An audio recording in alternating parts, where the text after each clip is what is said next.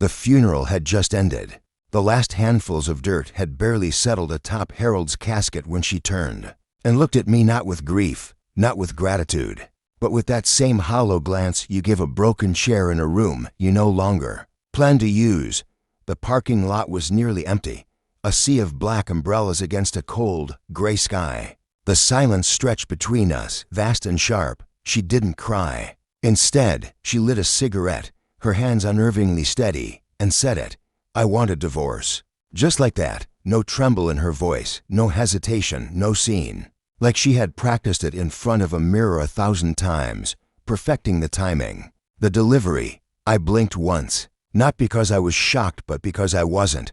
Somewhere deep down, I had expected this. She hadn't loved me in years. I wasn't her partner.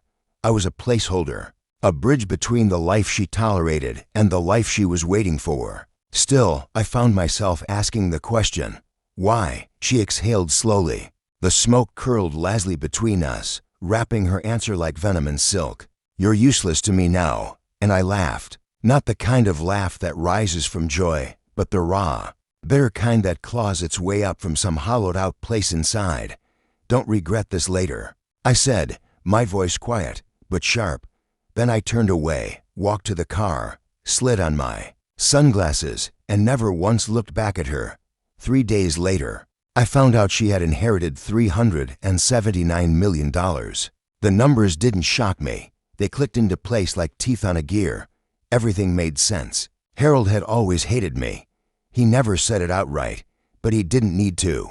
It was there in the way he looked at me, like I was some obstacle in the path of something better. To him, his daughter was royalty, and I was the help who had lingered too long in the palace. No career, no legacy, no ambition, at least, not by their standards. I loved her. She merely tolerated me. And now, with the old man buried deep beneath manicured soil, she no longer had to pretend. That night, I sat in my apartment, a bare mattress on the floor, cardboard boxes that still smelled of dust and emptiness. No curtains, no warmth, no message. From her. Not even a call. She'd already changed the locks on the house we'd shared for 7 years. I lay there staring at the ceiling, not angry, not even heartbroken, just awake. She'd traded me for freedom, the kind of freedom that came wrapped in legal documents and the weight of 7 zeros. But I didn't get angry. I got curious. There were too many things that didn't sit right. The timing, the money, how quickly everything moved. You don't inherit that kind of fortune without stipulations.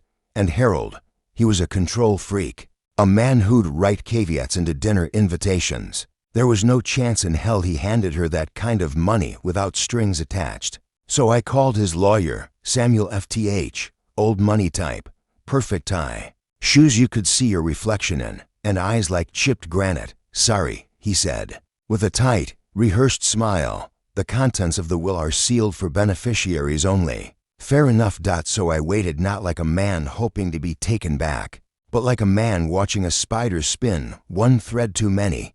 I started collecting receipts, emails, statements.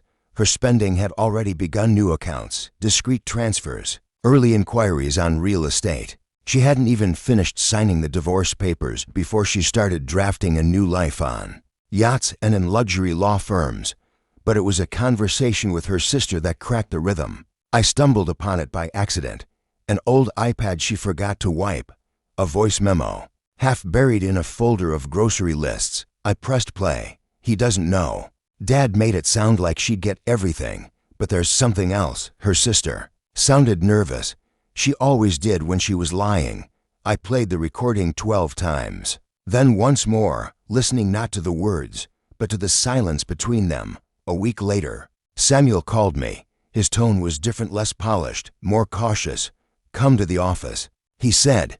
Bring nothing, say nothing. I did. I sat in the corner like furniture. She was already there, perfectly poised, legs crossed, nails painted the color of fresh blood.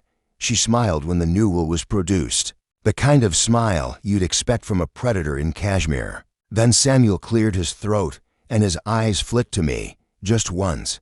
Before we proceed, he said, laying a crisp page on the table, have you read the will carefully, Mrs. Langford? She blinked.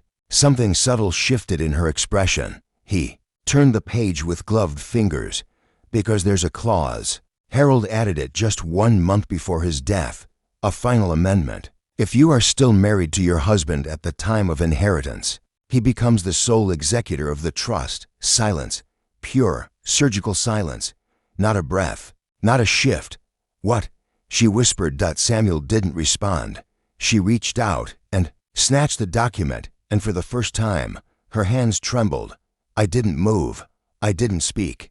I just watched as the color drained from her face, slow and absolute like wax melting beneath a magnifying glass. Outside, I followed her to the parking lot. The wind had picked up, sharp and cutting. She spun around. He didn't tell me. This isn't. He couldn't have. He knew, I said, raising a hand to cut her off. You filed the divorce 2 days too soon. She froze. Her mouth opened, but nothing came out. Only breath, shallow, ragged. You thought you buried me with him. I continued, stepping closer. But Harold was crueler than you. You tricked me. She hissed. No, I said flatly. You underestimated me. She turned away then, rage boiling beneath the surface, eyes glistening with the tears she had refused to shed at the funeral. But I was already walking back to my car, back to silence. The will was clear. She inherited nothing. Her so-called useless husband now controlled every cent of Harold's fortune. She called, she wrote, she emailed, begged, pleaded, apologized. I answered none of it. Instead, I donated $50 million to women's shelters, each one signed under her maiden name. I made sure the press caught it, left her with the headlines, the shame, and the irony. She still lives in the rented condo she bought the day after the divorce, the one she paid for, with a check that bounced. And me? I live quietly. No yachts, no interviews, no photos of champagne flutes on private jets. Just peace. Because real power isn't about what you hold on to. It's about what you let go of, especially when they're on their knees, begging you to come back. She regrets it now. But regret is as useless to me as I once was to her.